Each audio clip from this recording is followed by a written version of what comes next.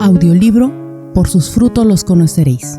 El versículo más malinterpretado contra la gratuidad de la gracia. Por J.P. Martínez.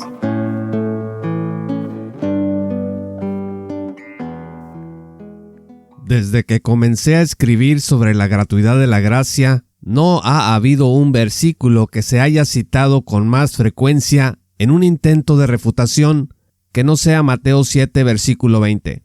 Aunque siempre he dicho que las buenas obras son una exigencia no negociable en la vida cristiana, algunos han entendido lo contrario. Y Mateo 7, verso 20 ha sido la cita preferida de mis críticos. El texto. Para analizar el versículo de Mateo 7, tenemos que leer el contexto más amplio. Mateo 7, versos 15 al 23 dice: Guardaos de los falsos profetas, que vienen a vosotros con vestidos de ovejas, pero por dentro son lobos rapaces. Por sus frutos los conoceréis. ¿Acaso se recogen uvas de los espinos o higos de los abrojos? Así, todo buen árbol da buenos frutos, pero el árbol malo da frutos malos. No puede el buen árbol dar malos frutos, ni el árbol malo dar frutos buenos. Todo árbol que no da buen fruto es cortado y echado en el fuego. Así que, por sus frutos los conoceréis. No todo el que me dice Señor, Señor, entrará en el reino de los cielos, sino el que hace la voluntad de mi Padre que está en los cielos.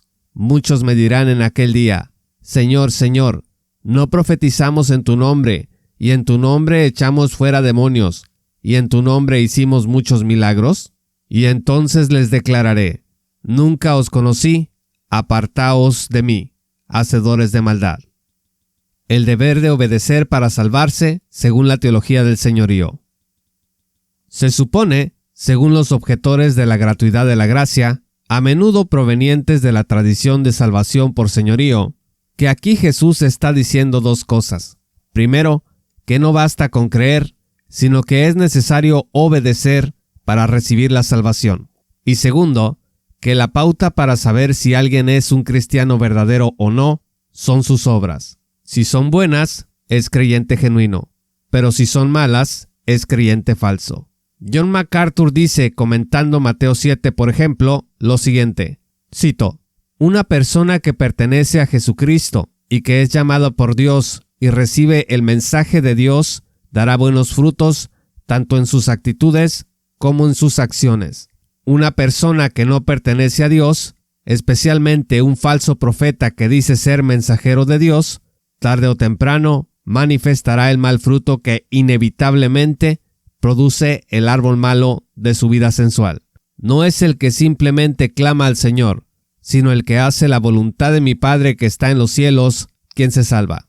El punto es la obediencia a la palabra de Dios. Si permanecéis en mi palabra, seréis verdaderamente mis discípulos, dijo Jesús. La salvación y la obediencia a la voluntad de Dios son inseparables. Como lo aclara el escritor de Hebreos, Él se convirtió, para todos los que le obedecen, en fuente de eterna salvación. Fin de la cita. Si lo anterior es verdad, entonces la seguridad de nuestra salvación descansa en nuestras obras, porque se supone que ellas son la evidencia irrefutable de que hemos sido redimidos o que permanecemos bajo condenación.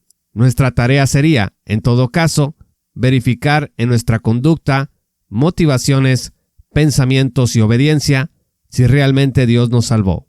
No es necesario anotar que esto implica una certeza intermitente, dependiente de nuestras emociones, de nuestros juicios subjetivos y de nuestros actos, y una desviación de nuestra mirada desde la obra perfecta de Cristo a nuestro favor hacia nosotros mismos. Por usar una expresión medieval, se trata de encorvarse sobre sí mismo. Esta doctrina está tan extendida en Latinoamérica que se considera básicamente la única lectura de Mateo 7 versos 15 al 23. Por ejemplo, el comentario bíblico conciso Holman de David S. Dockery, que es parte de la biblioteca de miles de líderes latinoamericanos, dice que dicho texto está allí para decirnos que, cito, las profesiones de fe sin cambios apropiados en el estilo de vida prueban ser vacías. Fin de la cita. Sugel Michelén, famoso pastor dominicano, ha dicho que Mateo 7:15 al 23 habla, cito, del peligro de aquellos que se engañan a sí mismos pensando que son cristianos y no lo son. Fin de la cita. Michelin se esfuerza al estilo de Arthur Pink para desbaratar toda esperanza en el creyente. Dice, cito, ¿crees que la Biblia es la palabra de Dios? Sí lo creo. ¿Crees que Jesucristo es el Hijo de Dios hecho hombre? También lo creo. ¿Crees que solo creyendo en Él podemos ser salvos? Lo creo. Eso está muy bien. Pero lo que Cristo dice aquí es que se puede creer en todo esto y aún así ser un falso profesante. Fin de la cita. Michelin afirma que estos falsos profesantes eran de doctrina ortodoxa, estaban vinculados emocionalmente con Cristo y realizaban obras aceptables, como hablar la verdad y predicar al Señor, pero que no entrarían al reino. ¿Por qué? ¿Cuál fue su error? Según Michelin, fue el no hacer lo que Cristo pedía. Poniendo palabras en la boca de Jesús, explica, cito, ¿por qué me llamáis Señor, Señor, si a la hora de invertir tu dinero, de invertir tu tiempo, consultas con tu propio corazón? Entonces tu corazón es el Señor. Yo no soy tu Señor. Fin de la cita. En suma, se es falso profeso cuando no se someten los propios deseos a la voluntad de Dios. Los problemas con esta exposición son delicados. El primero es asumir que Mateo 7 versos 15 al 23 habla de cómo ser o comprobar que somos salvos. El segundo es decir que un falso profeso es alguien ortodoxo que clama al señorío de Cristo y que cree en Jesús como su Salvador, haciendo obras aceptables, pero aún así es falso. Y el tercero es tratar de rescatar un hacer entre los haceres de la gente que dice tener fe.